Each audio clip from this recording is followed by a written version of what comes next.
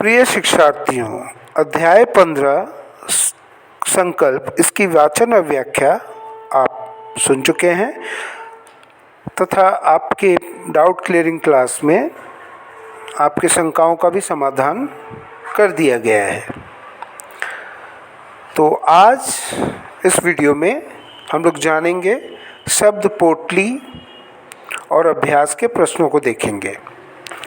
शब्द पोटली में देखिए आप पेज नंबर 86 में कठिन शब्द दिए गए हैं जिनके अर्थ दिए गए हैं। तो इन कठिन शब्दों के अर्थों को आप लोगों को याद करना है। परीक्षा की दृष्टि से ये बहुत महत्वपूर्ण है।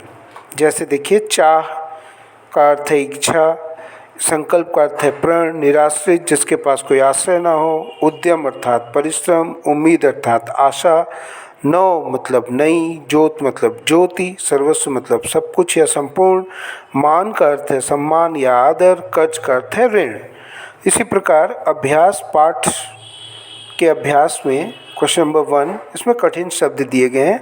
इन शब्दों की वर्तनी अर्थात स्पेलिंग को आपको ध्यान में रखना है। हम लोग नंबर 2 में बढ़ते हैं। मौखिक उत्तर दो। यहाँ पर देखिए प्रश्न दिए हैं, कवि किन्हें गले लगाने को कह रहा है। आप इसके उत्तर को आपको स्वयं लिखना है। कवि कौन सा दीप जलाने को कह रहा है, आप समझ के लिख सकते हैं। कवि किस पर सर्वस्व चढ़ाने को कह रहा है, तो मातृभूमि पर सर्वस्व चढ़ाने को कह रहा है। आप देखेंगे उसको समझ, आप स्वयं भी समझ सकते हैं। क्वेश्चन नंबर 3 में देखिए क और ख 2 प्रश्न है, इसमें 4 विकल्प दिए गए हैं। ये MCQ टाइप क्वेश्चन है।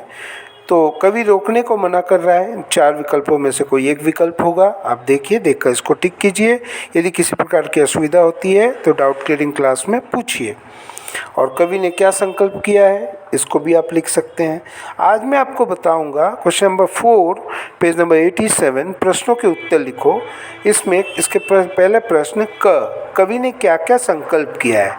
तो कवि ने क्या क्या संकल्प किया है, अगर पूरी कविता को आप देखें तो इसको आप पॉइंट्स में लिख सकते हैं कि कवि ने निम्नलिखित संकल्प किया है। पहला पॉइंट होगा, कवि उन्हें गले लगाना चाहता है जिन पर किसी की छाया नहीं है।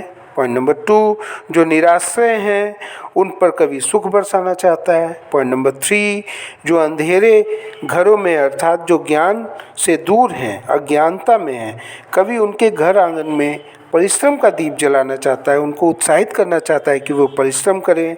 और पॉइंट नंबर 4, जो लोग हार कर बैठे, उम्मीद मार कर बैठे हैं, ऐसे लोगों को कवि नई उम्मीद जताना चाहता है, नई उम्मीद देना चाहता है। इसके अलावा कवि चाहते हैं कि वो आज़ादी के परवानों के समान हैं। जो बच्चे आज़ादी के परवाने हैं, मतलब जो आज़ादी की रक्षा के लिए आगे बढ़ना चाहते हैं, उनको कोई ना रोके और मातृभूमि की सेवा में अपना सब कुछ चढ़ाना चाहते हैं। इसके साथ ही पॉइंट नंबर 6 में आप दे सकते हैं कि कवि अपने पूर्वजों का मान बढ़ाना चाहते हैं, क्योंकि हम वीरों के बच्चे हैं, वीर हमारे पूर्वज हैं। तो ये हो जाएगा क का उत्तर। ख में कवि किसके घर में दीप जलाने के लिए कह रहा है, तो ये पहले प्रश्न के उत्तर में से ही आएगा। जो अंधेरे में हैं, जो लटके हुए अधर में हैं, उनके घरों में दीप जलाना चाह रहा है। कवि ने किसे गले लगाने को कहा है, ग प्रश्न में। ग प्रश्न का उत्तर होगा, जिन लोगों पर किसी की छाया नहीं है, कवि उनको गले लगाने को कहा है। तो इस प्रकार ये प्रश्न उत्तर यहाँ पे समाप्त होते हैं। इसके बाद आशय स्पष्ट करना है, जो इसकी ज़रूरत नहीं है। MCQ क्वेश्चन में आप लोग समझ चुके हैं। यदि आप लिखना चाहें तो 5 का क और ख स्वयं लिख सकते हैं। तो इस प्रकार आज के वीडियो में हम लोग चर्चा करेंगे पेज नंबर 88। इसमें देखिए उदाहरण है क्वेश्चन नंबर 2 में विद्यालय, उसी प्रकार महा आशय है तो महाशय, पुस्तकालय है तो पुस्तकालय, दया जोड़ आनंद है तो दयानंद, ये लिखेंगे। इसके अलावा क्वेश्चन नंबर 3 है समान लय वाले शब्द, जैसे जाएंगे, आएंगे, सेवा, मेवा, यही, वही, कर्ज, मर्ज, सच्चे, बच्चे, वीर, धीर, ये आप लिख सकते हैं। तो उम्मीद करता हूँ कि आपको समझ में आई है। यदि किसी प्रकार का कोई शक हो, कोई दिक्कत हो, तो आप डाउट क्लियरिंग क्लास में मुझे पूछ सकते हैं। बहुत बहुत शुक्रिया, धन्यवाद सबको। आप लोग स्वस्थ रहें, सुरक्षित रहें। बहुत बहुत शुक्रिया, थैंक यू।